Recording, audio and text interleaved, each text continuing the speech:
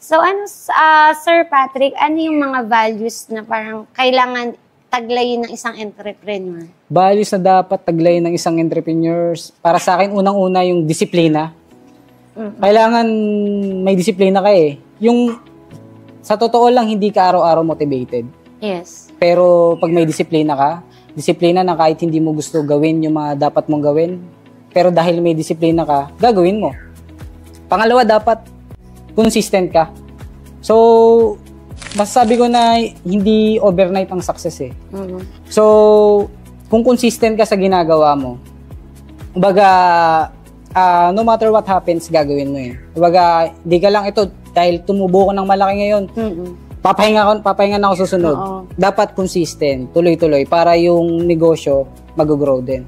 Tsaka dapat, mauna yung give ng value, bago yung income. Kasi, para sa akin, yung income, susunod na lang yan eh, pagka nabigay mo na yung needs ng customer mo eh. Tsaka yung dapat alam mo yung goal mo. Pag hindi mo alam yung goal mo, kung saan ka pupunta, pag may goal ka na tinitingnan, kunyari, goal mo, makahit ako ng 1 million. So, lahat ng gagawin mo is to hit 1 million. Yun yung mga bibigay ko. Grabe, no? Dami ko natutunan, no? And marami din natutunan ng ating mga viewers. And parang, nakita ko kasi yung journey sa kwentuhan natin, no?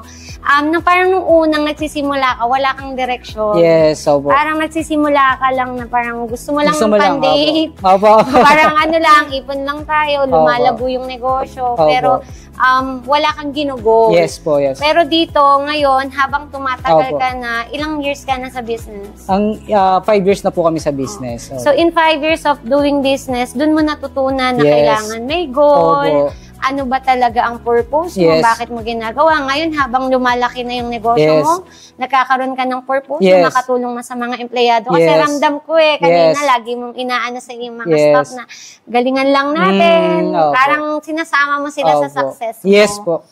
Kasi parang if ikaw lang, nakuha mo na. Yun yung nakikita ko sa'yo, nakuha mo na yung success. Pero ngayon, nagkaroon ka na ng purpose na palakihin yung negosyo, mag-grow ang negosyo para sila naman din. Opo, totoo po.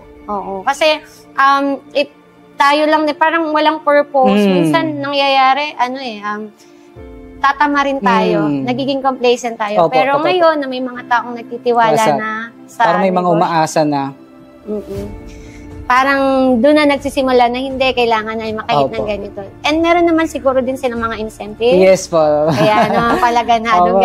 Talagang sila ay kasama talaga. Kumbaga, actually, sobrang blessed nila kasi hindi lahat ng ganito, parang store, hindi nagbibigay ng mga incentives. And ikaw, parang nagbibigay ka rin ng incentives para din sa kanila. Kasi sometimes yung mga profit sharing and incentives, lang yan, parang sa mga part owners lang ng company. Pero dahil nakita mo, para mas kumita pa sila at sipagan nila, bibigay mo.